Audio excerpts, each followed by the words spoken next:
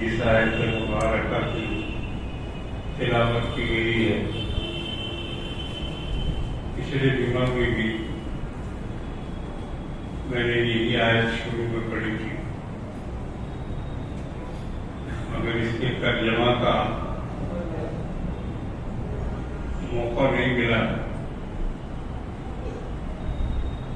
آج میں اس کو ترجمہ سے شروع کر رہا ہوں۔ قرآن مقدس کی یہ آیت مبارکہ 26ویں سپارہ میں ہے،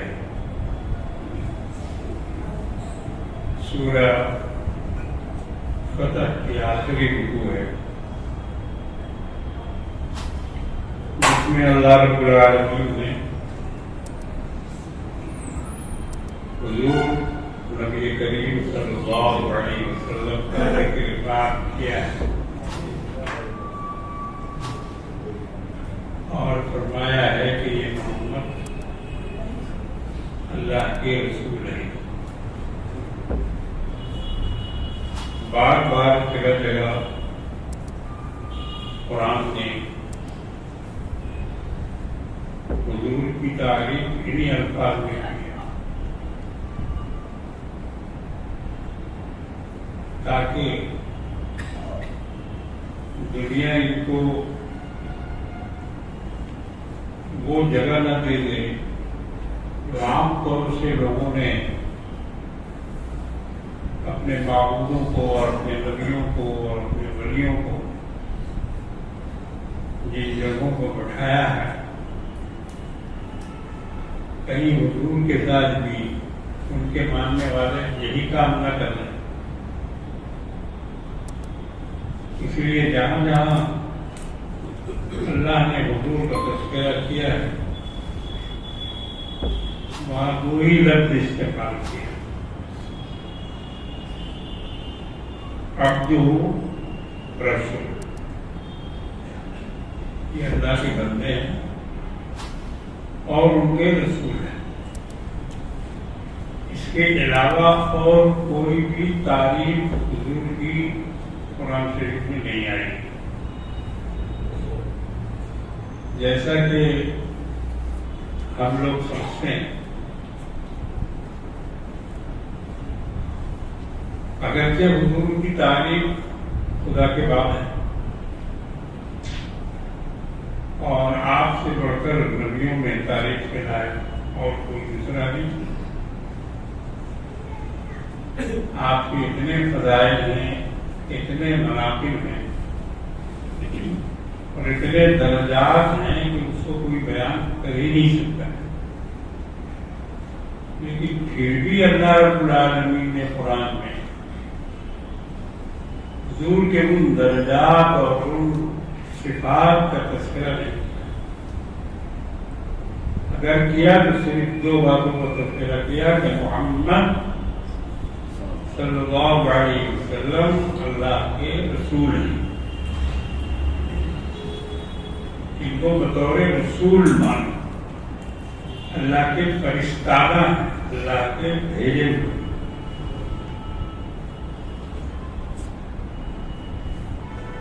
اس کے آگے اللہ نے فرمایا والذین معہ، اور وہ لوگ جو ان کے ساتھ ہیں، ان کے ساتھی ہیں، اس میں صحابہ کا بیان، والذین معہ میں صحابہ کا بیان، جو لوگ ان کے ساتھ ہیں۔ اور اس میں سب سے پہلے معہو میں آتے ہیں صدیق اکبر رضی اللہ تعالیٰ، سب سے پہلا نام ان کا ہے۔ غار بھی یہی تھے جس کی وجہ سے ان کو یار غار کہا جاتا ہے، یار غار اور کوئی نہیں، اگر صدیق رضی اللہ تعالیٰ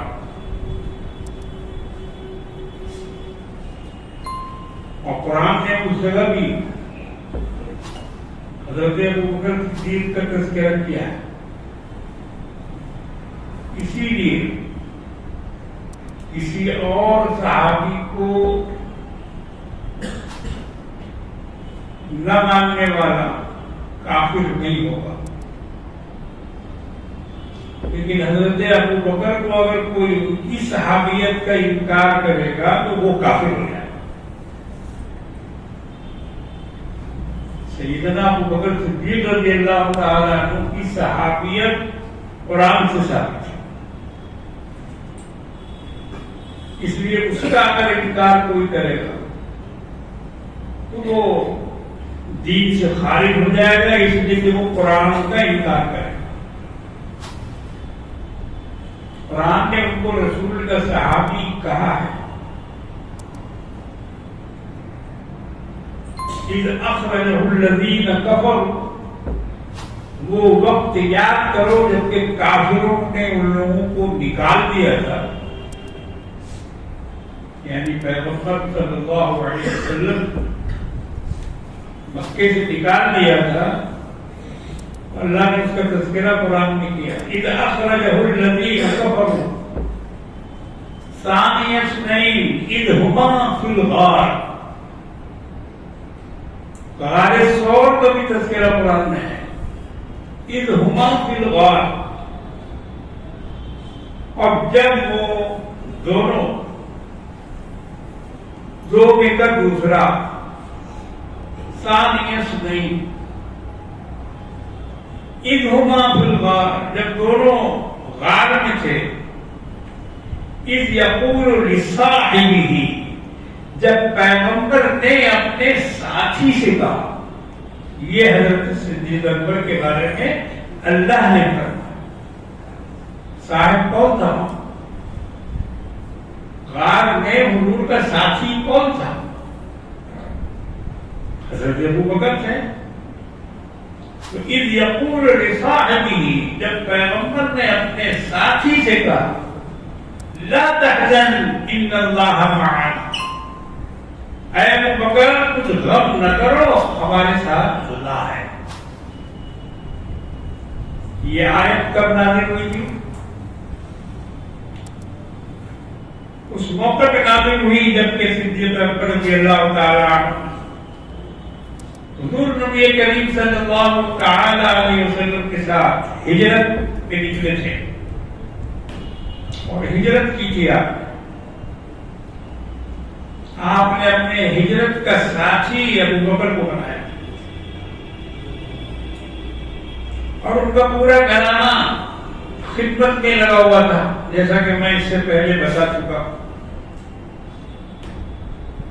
عبداللہ ابن ابو بکر سورج نکلنے سے پہلے غار میں جاتے تھے، اور جا کے وہاں دن بھر کے حالات تمام رپورٹ مکے کی پہنچاتے تھے۔ ان کا غلام عامر بن فہیرہ شام کو بکریاں چرا کر وہ غار میں پہنچتے تھے اندھیرے میں، اور بکریوں کا دودھ دو کر ان دونوں کو پلاتے تھے، اور اس کے بعد پھر واپس آ گئے۔ پورا گھرانہ، غلام، بیٹا، بیٹی، اسماء بنت ابی بکر کھانا پہنچاتی تھی، کھانا لے کے گئی غار، اور غار ثور کی چڑھائی اتنی مشکل ہے کہ میں تو آج تک نہیں جا سکتا، اتنے بڑے بڑے پتھر ہیں، اور ایسی چڑھائی ہے اس کی کہ میں اپنی جوانی میں بھی نہیں جا سکا۔ آپ کو بڑھاپا آ گیا، آپ کو سواری بھی پیدا ہوتا ہے۔ ہمارے ساتھی لوگ میں سے کچھ گئے، ان لوگوں نے آ کے بتایا کہ رسول اللہ صلی اللہ علیہ وسلم کس طرح سے اس پہاڑ کو چڑھے ہوں۔ حدیث میں ہے کہ آپ کے دونوں پاؤں زخمی ہوئے تھے، پتھر اتنے ہیں وہاں کہ چلتے چلتے اور نوکیلے پتھر حضور صلی اللہ علیہ وسلم کے پاؤں مبارک زخمی ہو گئے. اگر زخمی ہو گئے پاؤں تو صدیق اکبر رضی اللہ تعالیٰ عنہ نے آپ کو کہا کہ آپ میرے کندھے پہ بیٹھ جائیں. حضور ان کے کندھے پہ بیٹھے اور انہوں نے اپنے کندھے پہ سوار کر کے غار کی آخری منزل تک حضور کو پہنچایا. یہ سب نشانات ہیں ابو بکر کے خلیفہ بننے کے، جانشین بننے کے. بار نبوت کو ابو بکر صدیق نے اٹھا لی. اور ایک وقت ایسا بھی لوگوں نے دیکھا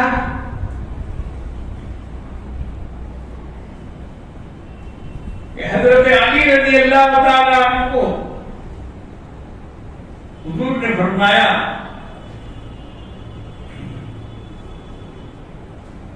کہ مجھے اپنے کانے میں بٹھاؤ تاکہ کعبہ کی چھت پر جو بت رکھے ہوئے ہیں اس کو میں اتارنا چاہتا ہوں. حضرت علی بیٹھ گئے. شیر خدا کو تو آپ جانتے ہیں کتنے طاقت والے تھے. درے خیبر کو اکھاڑا تھا اور بڑے بڑے پہلوانوں کو پچھاڑا تھا. اس لیے حضور نے کہا کہ علی تم بیٹھو اور مجھے اٹھاؤ. مگر جب حضور بیٹھے تو حضرت علی ہل بھی نہیں سکے. ہل بھی نہیں سکے. کیا ہوا اے علی؟ کہا کہ یا رسول اللہ مجھے تو ایسا محسوس ہوا کہ جیسے میرے اوپر کوئی پہاڑ رکھا ہوا ہے، میں آپ کو نہیں اٹھا سکتا. تب حضور نے پھر حضرت علی کو اپنے کاندھے پہ بٹھایا، کہا کہ تم بیٹھو. اور حضور پھر ان کو لے کے کھڑے ہوئے اور انہوں نے وہاں سے بت وغیرہ کو ہٹایا. تو معلوم یہ ہوا کہ نبوت کا بوجھ اٹھانا علی کا کام نہیں، ابو بکر کا کام تھا. یہ بوجھ ابو بکر کو اٹھانا تھا اور انہوں نے اس کو اٹھایا. تو غار ثور میں پہنچنے کے بعد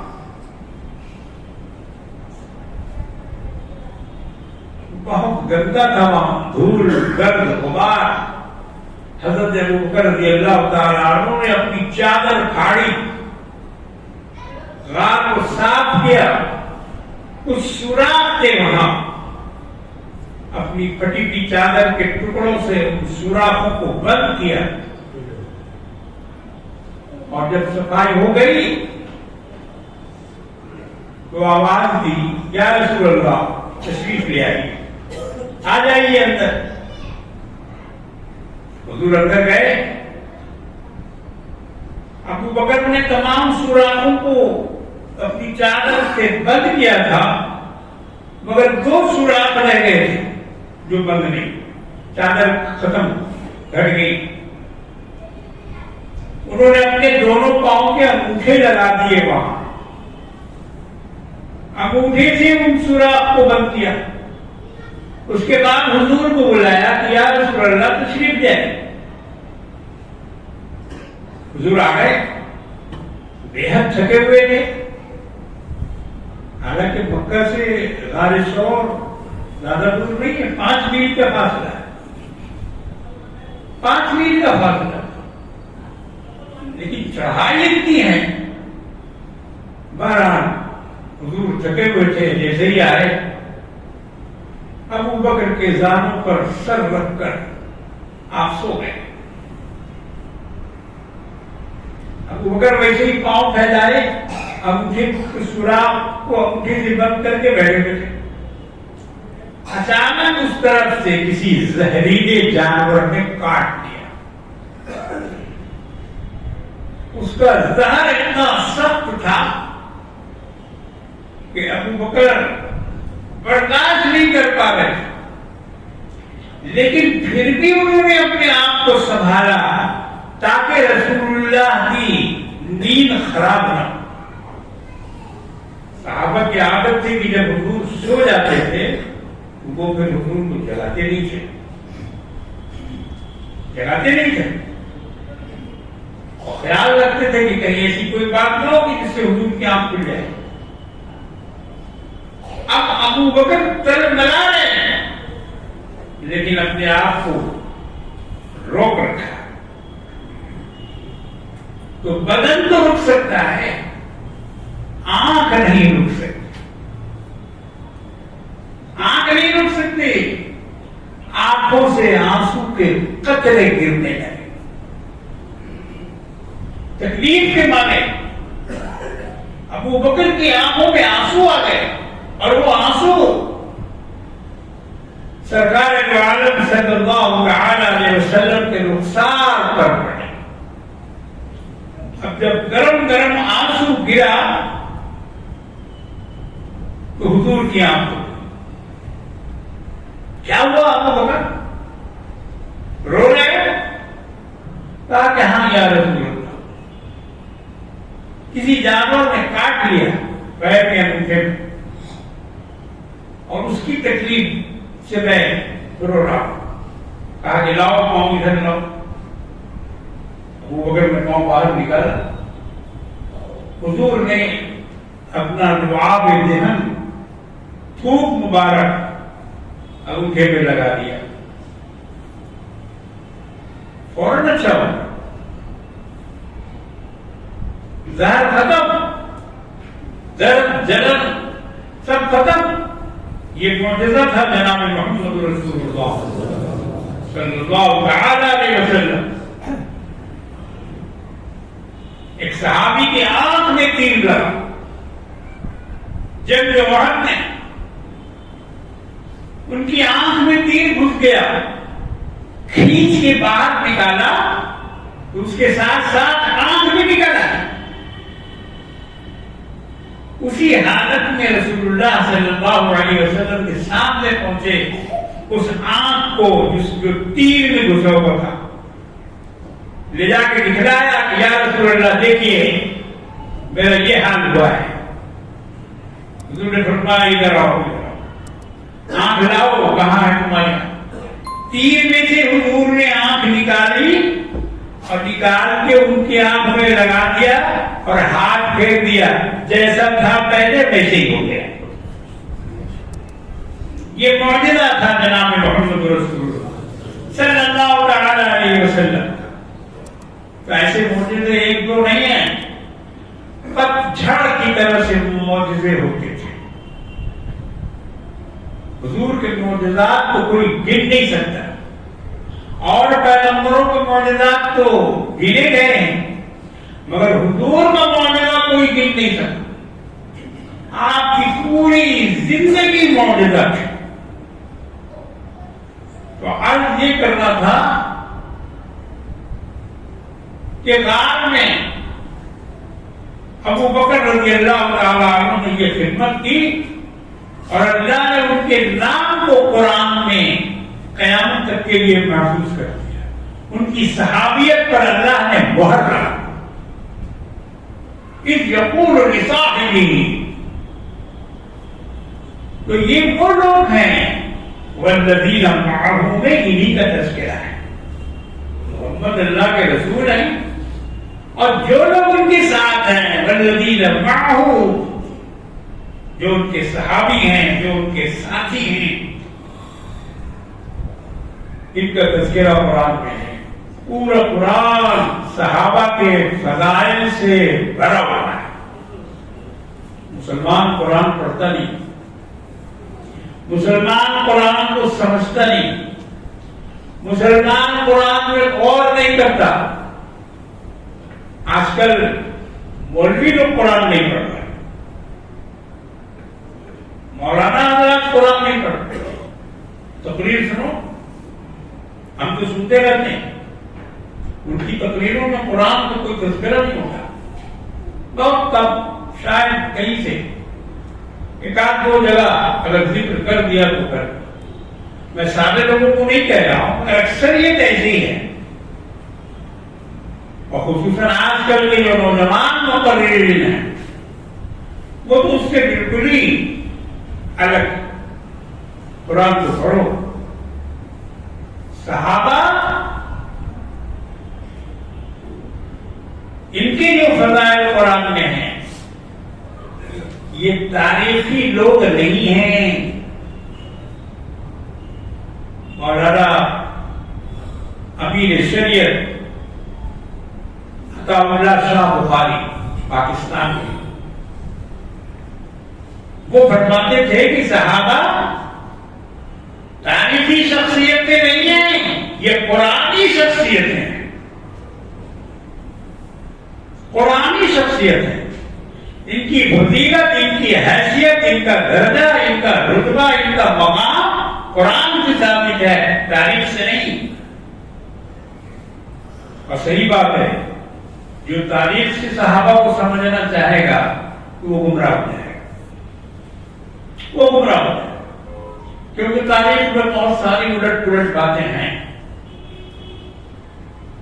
سیدنا امیر معاویہ رضی اللہ تعالیٰ عنہ کے بارے میں اچھے اچھے لوگ باہر گئے، اچھے اچھے لوگ باہر گئے، یہاں تک کہ مولانا مودودی نے بھی مکھی پہ مکھی مار دی ہے پچھلی کتابوں کو دیکھ کر اور تاریخی روایتوں کو دیکھ کر۔ انہوں نے بھی حضرت امیر معاویہ رضی اللہ تعالیٰ عنہ کے بارے میں بہت کچھ ادھر ادھر لکھ دیا۔ تو اللہ کا شکر ہے کہ ہر دور میں محققین پیدا ہوتے رہے جنہوں نے جھاڑ جھنکار کو صاف کیا اور صحابہ کی عظمت، ان کی عزت، ان کا وقار، اس کو برقرار رکھا۔ آج یہ آپ جو ڈھول تماشے دیکھ رہے ہیں محرم میں، اس کے اندر کیا ہے آپ کو معلوم ہے؟ تھوڑی دیر جا کے ان کی باتیں سنیے، جو لوگ یہ کام کر رہے ہیں، جو لوگ یہ کام کر رہے ہیں دھڑلے کے ساتھ، آپ تھوڑی دیر جا کے ان کی باتیں سنیے، وہ کیا کہنا چاہتے ہیں، وہ کیا کہہ رہے ہیں۔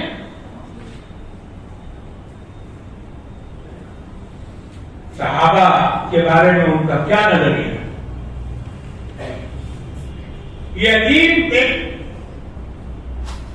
پریشانی کی چیز ہے جس میں اہل سنت بیچارے پریشان ہو جاتے۔ مثال کے طور پر میں آپ کو پریشان نہیں کرنا چاہتا، مگر ایک بات سوچنے کی کہہ رہا ہوں کہ سیدنا حسین رضی اللہ تعالیٰ عنہ کربلا گئے، مگر ان کے ساتھ کوئی بھی صحابی نہیں گیا، یہ تاریخ سے ثابت ہے، ایک صحابی بھی نہیں ہے۔ جانا تو بہت دور کی بات، ان کا ساتھ دینا تو بہت دور کی بات، لوگوں نے ان کو جانے سے منع کیا، روکا۔ عبداللہ ابن عمر نے روکا، عبداللہ ابن عباس نے روکا، عبداللہ بن جعفر نے روکا، ابو سعید خدری نے روکا، محمد بن حنفیہ نے روکا۔ جتنے اجل صحابہ کرام اس زمانے میں مدینے میں موجود تھے، مکے میں، سبوں نے منع کیا کہ حسین یہ کیا کر رہے ہیں، آپ کہاں جا رہے ہیں، مت جائیے، وہاں آپ کے دشمن ہیں سب، وہاں وہ لوگ ہیں جنہوں نے آپ کے باپ کو مارا، حضرت علی کو شہید کیا، حضرت حسن پر برچھا چلایا، یہ وہ لوگ ہیں، یہ وفادار لوگ نہیں ہیں جن کو آپ وفادار سمجھ رہے ہیں۔ آپ اللہ کے واسطے محمد جائے، تمام صحابہ ایک طرف، لیکن سیدنا حسین رضی اللہ تعالیٰ عنہ ایک طرف۔ انہوں نے کہا کہ میرے نانا جان نے مجھے ایک حکم دیا ہے، میں اس کو پورا کر کے رہوں گا۔ جب یہ بات کہی تو سارے لوگ خاموش ہوئے، پھر اس کے بعد کسی نے کچھ نہیں کہا، ٹھیک ہے آپ کی جو مرضی ہے کر لیں۔ بال بچوں کو ساتھ لے جانے کے لیے عبداللہ ابن عباس نے بہت سختی سے کہا کہ اے حسین، خدا کے لیے بال بچوں کو ساتھ میں مت لے جاؤ، اگر جانا ہے تو تم خود جاؤ، بال بچوں کو مت لے جاؤ، ہمیں ڈر ہے کہ تم اسی طرح شہید ہو جاؤ گے جس طرح سیدنا عثمان غنی رضی اللہ تعالیٰ عنہ اپنے بال بچوں کے سامنے شہید ہو گئے۔ یہ بات کربلا میں سیدنا حسین رضی اللہ تعالیٰ عنہ کو اس وقت سمجھ میں آئی کہ جب کسی کی شہادت پر خیموں سے رونے کی آوازیں آتی تھی، چیخنے چلانے کی آواز آتی تھی، تب آپ کو احساس ہوا کہ ہمیں بال بچوں کو، عورتوں کو ساتھ نہیں لانا چاہیے تھا۔ عبداللہ بن عباس نے ٹھیک ہی کہا تھا، اے حسین تم جا رہے ہو جاؤ، لیکن بال بچوں کو ساتھ مت دے دو۔ اب حسین کو معلوم ہوا رضی اللہ تعالیٰ عنہ کہ عبداللہ ابن عباس کا مشورہ صحیح تھا، کاش میں نے ان کے مشورے پہ عمل کیا ہوتا تو آج اس ڈھول تاشے تماشے اور یہ ساری چیزوں سے یہ باور کرانے کی کوشش کی جاتی ہے کہ سنیوں کے دل میں حضرات حسنین کی محبت نہیں ہے، حضرات اہل بیت سے ان کا تعلق نہیں ہے، مگر یہ بات 100% غلط ہے۔ ہم بھی حضرات اہل بیت کو اتنا ہی مانتے ہیں جتنا اور لوگ مانتے ہیں، ہمارے دل میں ان کے لیے اتنی ہی جگہ ہے جتنے اور لوگوں کے دل میں، لیکن فرق کیا ہے؟ فرق یہ ہے کہ ہم ان کو اہل بیت رسول مانتے ہیں اور ان کے بارے میں یہ نظریہ رکھتے ہیں کہ ان کا جو کام ہے، ان کی جو محنت ہے، یا ان کی جو شہادت ہے، یا ان کی جو قربانی ہے، وہ اللہ کے راستے میں ہے، اللہ کے دین کی بلندی کے راستے میں ہے۔ اگرچہ حضرت حسین نے یہاں پر سمجھنے میں ایک غلطی ہوئی ان سے، اجتہادی غلطی، اور اس کا بھی ثواب ان کو ملے گا۔ وہ یہ سمجھ کے گئے تھے کہ یہ سب ہمارے دوست ہیں جو ہمیں بلا رہے ہیں، یہ ہماری مدد کریں گے، یہ ہمارا ساتھ دیں گے، مگر حضرت حسین کا یہ خیال کامیاب نہیں ہو پایا، اور جتنے بلانے والے تھے سبوں نے مل کر تلوار چلائی اور آپ کے خاندان کے ایک ایک فرد کو شہید کر دیا۔ انا للہ و انا الیہ راجعون۔ اتنا بڑا حادثہ اس محرم کے مہینے میں ہوا ہے، دنیا ہر سال اس کی یاد مناتی ہے۔ حضرت حسین کی محبت میں آنسوؤں کا سیلاب دنیا بہا چکی، آنسوؤں کا سیلاب بہا چکی، اور ہر سال محرم میں ان کا ذکر کر کے، ان کے مصائب کو یاد کر کے لوگ آنسو بہاتے ہیں۔ مگر میرے بزرگوں اور دوستوں، ان کی شہادت اس لیے نہیں ہوئی تھی کہ ہم آنسو بہاتے رہے، ایک بڑا مقصد تھا، انہوں نے ایک بڑے مقصد کے لیے اپنی قربانی دی تھی۔ اس لیے نہیں قربانی دی تھی کہ لوگ ڈھول بجائیں۔